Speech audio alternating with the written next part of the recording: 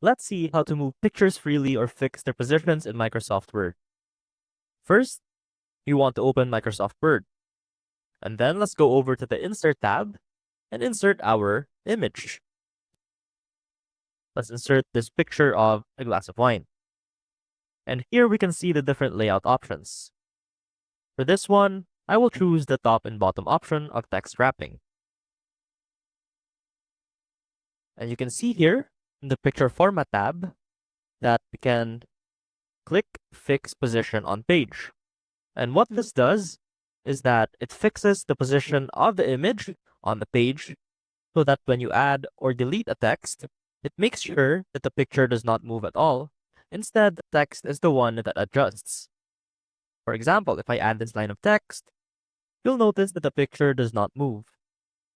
Similarly, if I delete this line of text, the picture still doesn't move. And you'll also notice that I can move the picture freely without changing the document completely.